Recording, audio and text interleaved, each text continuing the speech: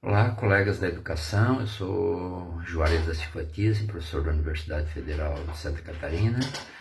Eu gostaria de agradecer especialmente a professoras Rosemary e Selma pelo convite, em nome da associação, para essa breve reflexão acerca do currículo em tempos de ensino remoto, em tempos de pandemia. Uma ótima escolha, uma temática absolutamente importante nesse momento. Todos sabemos que o currículo desempenha um papel de centralidade fundamental na organização do trabalho pedagógico, na organização do processo de escolarização. Ele é o campo de materialização de toda a trajetória formativa, é o campo das escolhas, é o campo onde nós definimos, especialmente professores e profissionais de educação, definem o que deve contar como conhecimento, o que deve contar como conteúdo da formação para crianças, jovens e adolescentes. Obviamente que esse momento do ensino remoto ele traz impactos, na forma de organização da escola, na forma da organização do ensino. E eu colocaria que essas alterações estão fundamentalmente postas em 4 aspectos que eu considero mais importantes dentre outros. Um deles é a própria finalidade educativa. Nós temos discutido amplamente a ideia de uma formação humana mais ampla, uma formação mais integral, que envolva não só o aspecto cognitivo, mas todas as dimensões da formação humana. E essas finalidades mais amplas, elas implicam uma presença fundamentalmente.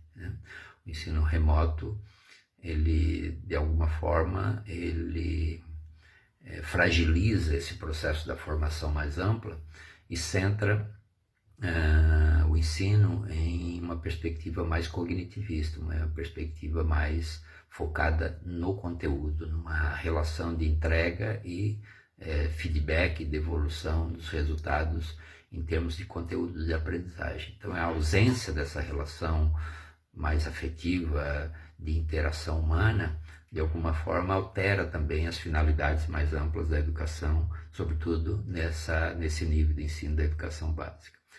Uma outra mudança bastante significativa é em relação aos métodos, talvez a mais significativa de todas. Nós estamos aí num desafio, os professores estão num desafio de recriar, reinventar, essa forma metodológica de trabalho. E isso é uma opção que tem um impacto fortemente na formação. Então, aqui nós temos também ganhos e perdas. Se nós temos colocados para os professores o desafio da criatividade, o desafio da inovação, o desafio de buscar outras alternativas de procedimentos, outras alternativas metodológicas, há também, por outro lado, perdas nesse âmbito, porque o ensino presencial é sempre uma possibilidade concreta, material, de interação, mas uma dinâmica mais criativa, mais alternativa, não do espontaneísmo, mas da criatividade. Então, no sentido do método, nós temos ganho, porque podemos contar com ferramentas tecnológicas, com formas mais, vamos chamar assim, mais modernas de desenvolvimento do ensino, mas, de qualquer forma, a não presença dos sujeitos na relação processo ensino-aprendizagem na sala de aula, do ponto de vista metodológico, repercute em perdas fundamentais, sobretudo se considerarmos esse conceito, essa concepção de formação humana mais ampla. Uma outra mudança que não menos importante está relacionada aos conteúdos propriamente dito, aos conteúdos de conhecimento.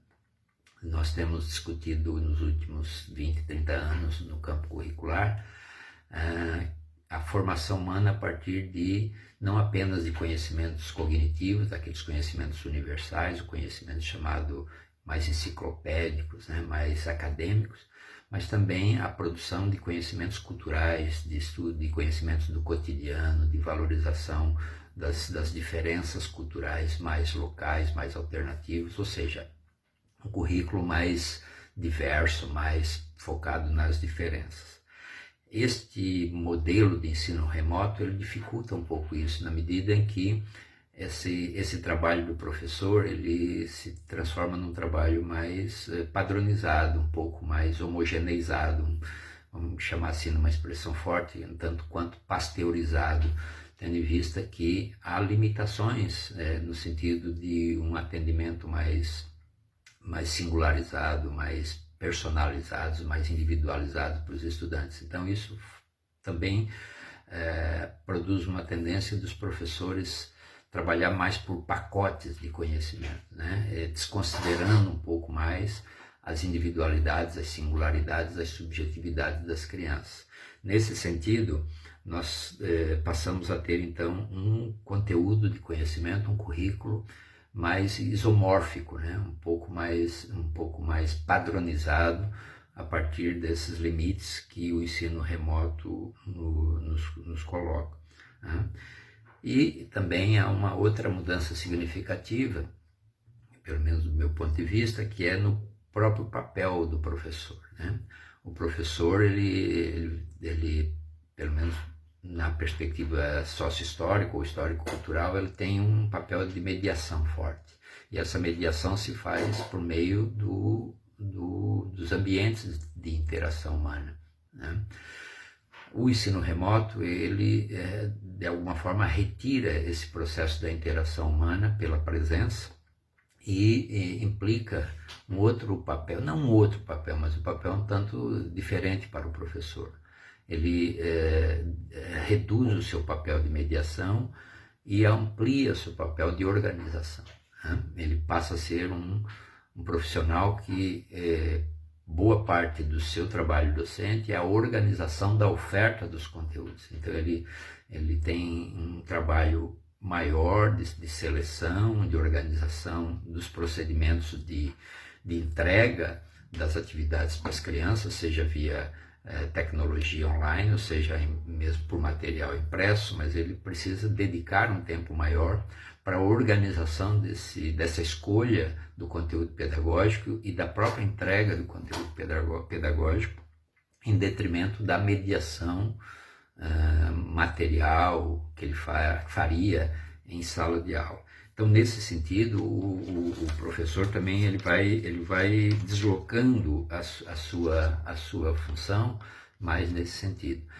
E um outro aspecto ainda relacionado ao seu papel é que a sua ação torna-se ainda mais pública, né? Se no ensino presencial o seu trabalho é público, mas de alguma forma fica limitado à sala de aula, com alguma participação dos profissionais da escola, agora esse trabalho do professor ele é compartilhado, ele é acessado para além da sala de aula, né? pelos membros da família da criança, por outras pessoas que de alguma forma têm acesso a esse ambiente também de ensino-aprendizagem. Então o seu trabalho se torna um pouco mais público, né? O trabalho do professor está mais exposto a um público ainda maior que é compartilhado. Nós sabemos que muitos pais, ou mesmo tem funções também similares à do professor, ou tem uma participação maior na definição da educação dos seus filhos, e agora nesse tempo de remoto passa a ter um envolvimento com o conteúdo escolar propriamente dito. Então, nesse sentido, o trabalho do professor também se desloca um pouco, tornando o seu trabalho ainda mais público. Bom, de modo geral, eu diria que a partir desses 4 pontos, né, que o currículo então ele tende a ter uma configuração um pouco distinta, né, relativamente distinta. É claro que esse sentido mais amplo da formação ele não se altera, mas se alteram alguns pontos do processo formativo, né? Então o currículo se torna um pouco mais homogêneo, um pouco mais, diríamos assim, em pacote, mais focado na cognição do que na própria relação humana, né? Em algum sentido ele é mais tecnificado, mais instrumentalizado, né? e de alguma forma ele reduz esse espaço da compreensão do currículo como uma política cultural, ou seja, a escola é um lugar de cultura, é um lugar da diferença, é um lugar onde a expressão das singularidades se manifesta. E isso, todo esse processo de manifestação da diferença, da diversidade, da singularidade, ele se converte de alguma forma em conteúdo de conhecimentos, em saberes escolares. Essa ausência desses sujeitos no ambiente coletivo, de alguma forma, reduz essa possibilidade de um currículo com essa dinâmica também na perspectiva um pouco mais cultural, para se transformar num currículo mais de fundo cognoscente, de fundo mais focado, então, na produção, apropriação ou assimilação de conteúdos considerados assim mais acadêmicos. Então, essa, do meu ponto de vista, são as mudanças mais significativas que vêm ocorrendo no campo do currículo e no campo do ensino e da formação, nesse tempo especial, complexo, difícil, que é o tempo da pandemia. Obrigado a todos.